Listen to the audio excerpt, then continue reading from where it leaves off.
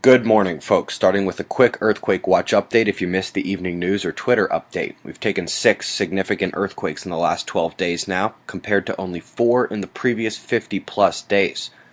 Now let's take a look at some longer-term seismic trends. Many of you know Gayan Huoto here on YouTube. His name is Thomas, and he and I have exchanged about 200 emails in the last couple of months over timelines, qualifications, troubleshooting, and correcting for the computerization of the USGS. Now we've got the number of earthquakes plotted for each year in a number of different ways. 6 magnitude earthquakes appear to be increasing over the last 4 decades. 7 magnitude earthquakes appear to be increasing over the last 4 decades. 8 magnitude earthquakes appear to be increasing over the last 4 decades. These are just a sample of the work being put together at this time. We've also broken the world into zones. The final product of this work will be shared with everyone. Article recommendations, latest from the ESO here. They've discovered variable density in asteroids. Pretty cool. Brand new image of a somewhat new Martian crater. Topographic anomalies between 2010 and 2012 in our satellite images caused them to point a better camera at the area, and indeed it's our first sight ever of this celestially infant feature. Let's start our weather watch in Europe today. Railway traffic is halted in some areas because the tracks are literally washed away. I'm not sure the warnings can come out quickly enough here. Those lows are way too strong. That's why we're seeing such terrible wind and water, because the actual cloud groupings are not that bad. Let's look at the cold returning to Alaska as a piece of those stuck lows breaks off towards the west coast of the U.S.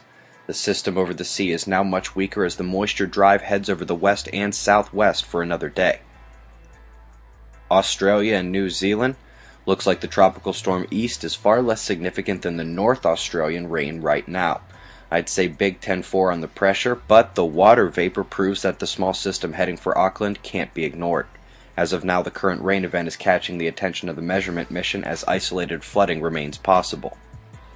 Last but not least, an ugly hook convergence tailing up onto the southeast coast as the low down there rivals the one over Europe. Strong drive convergence up towards the equator. Going to the gamma ray bursts, we saw one just come out of Ursa Major in celestial north.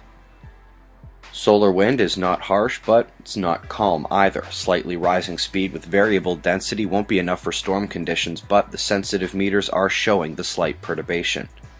Solar magnetic shutdown 1, massive sunspots 0. The score is actually much more lopsided as we've now watched for over 2 years. Megaspots either decay or fail to reach their flare potential based on magnetic class.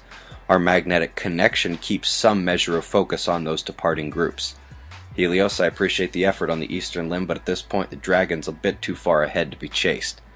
Coronal fields are open. Make that wide open. No major Earth-directed eruptions in the last day. Got our current conditions and the solar North Pole plasma dance-off to close. Eyes open. No fear, it's 6:20 a.m. Eastern Time, and that's the news. Be safe, everyone.